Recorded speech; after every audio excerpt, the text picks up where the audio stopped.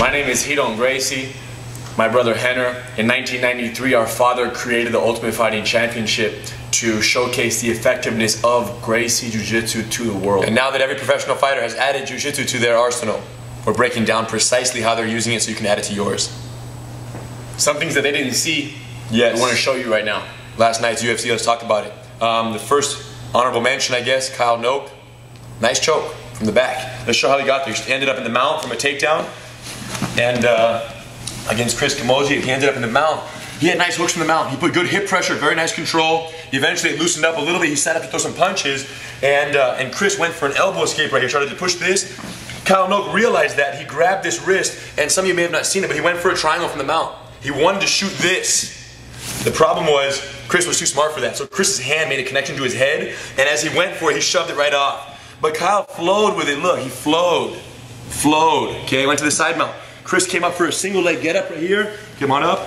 Kyle sprawled here pretty nicely. Pressure, and he ran around. As soon as he did, his hand was already shooting in. Okay, then he found himself jumping up on the back. Hook in. Rotate so you can see this hook over here.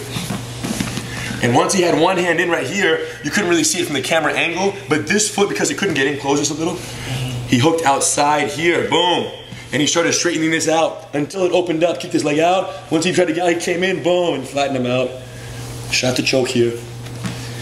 And closed the deal. It might have looked like he was a little off balance too, right? On top? Yeah, he was a little forward. But because he shot the choke so soon, the choke almost served as an anchor. Heck yeah, it was under the guy's chin. Under his chin, it was great. So what do you learn from that? It's okay to shoot the choke prior to the hook establishment. It's not the general order of doing things. It's similar to how Hoist tapped Ken Shamrock from the side. UFC 1, Gracie Breakdown, classic. Check it out, you know what we're talking about. So some good stuff there. Very nice control from the top of the mount, side mount, and then of course the back mount for Noke. Let's talk about Zhang Tiequan versus Jason Reinhardt. Nice guillotine. Nasty. So it's from a right hand. Yes, they were swinging. He threw a right hand. Jason did, or Tiequan? Tiequan threw a right hand. Jason ducked. Boom. And then he went here. Boom. Guillotine. Fast, right? He was in there. And now what was fascinating is on the takedown, he didn't stay standing up. Rush me a little bit right here. He jumped his legs, and he ended up like this. Look, the arm was stuck. Some of you may not have noticed this until the legs were uncrossed and they let go, but his elbow was trapped. The hand was in, but the elbow was trapped like that. So he couldn't use that hand to defend the guillotine. That was nice. Okay? And this would be the ideal hand because the head's on this side. Yes. So you want to grab the wrist on the same side to create a little breathing space. And then possibly hug the neck with the other hand. This hand can't do too much. Yeah. Can't get across to save my neck. You have to pull that wrist off the neck. So what was the most impressive part? The hand got stuck in there kind of incidentally. Tiequan jumped that leg up so fast on his arms that he didn't expect that at all. Very nice guard pull variation of the guillotine. Lesson 23, Gracie combatives. Slice 2. Lesson 23, slice 2.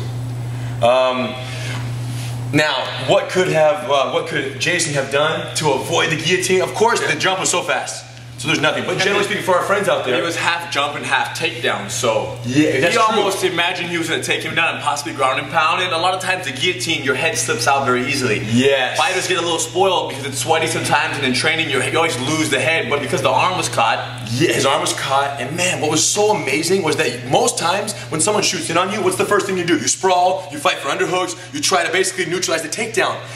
But Zhang didn't neutralize the takedown at all. As soon as you dove in, he took it and he went with it. And that was what he deserves the most credit for, is, man, that he just went with the flow. And man, it's totally caught his partner off guard, his opponent off guard. So they went down. What could we have done? Stand up real quick, please.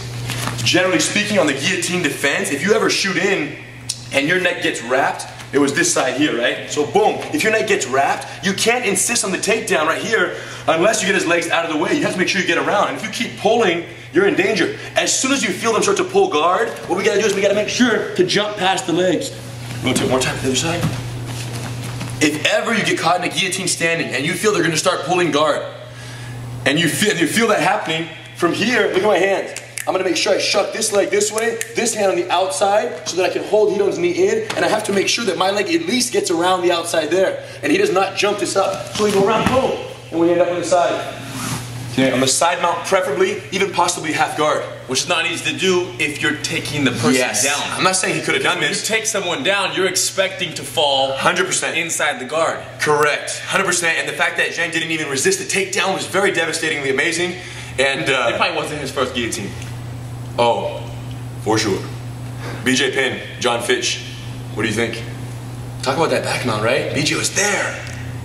Yeah, he gets there good. He gets there amazingly well on the back, and he usually closes it. He usually closes it. So, man, you can hear Joe Rogan, man, oh, man, Jon is in such big trouble. But when he done saw the fight, and he was dissecting it, he was like, man. I mean, he's in trouble, and we're all in trouble when our back is taken. Yes. But then again, there aren't that many things to finish somebody with. It's pretty simple. It's the rear naked choke is the main concern. Or arm lock, and or triangle.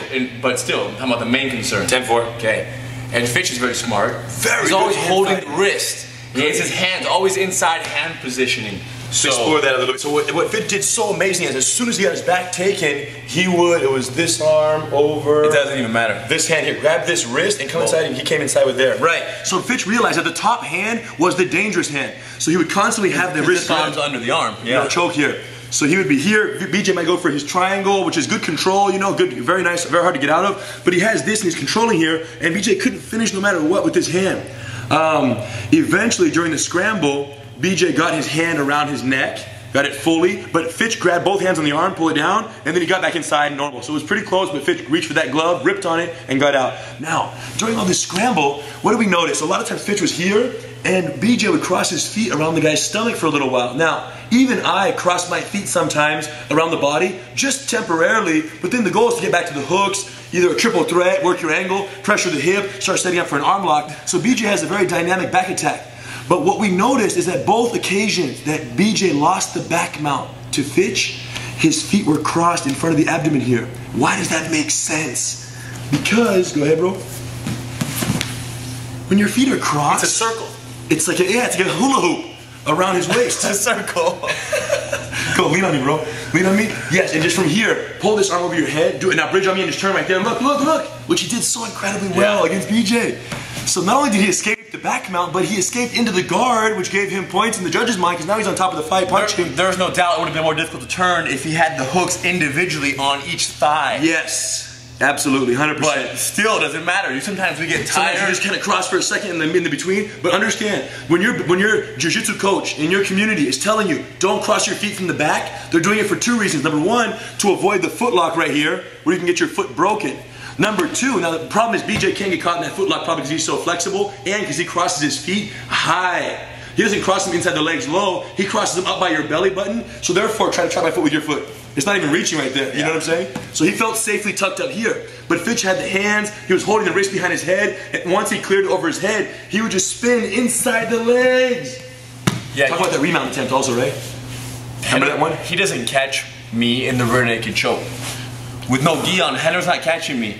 It's because my only fear is the wrist, so he did a good job, Fitch, of defending, of awareness of the rear naked choke. Now, the second time, we felt a little bit like they were falling to the side, and BJ Penn went from the hooks, or were they crossed? All the way down, all the way, it was on the other side. Boom!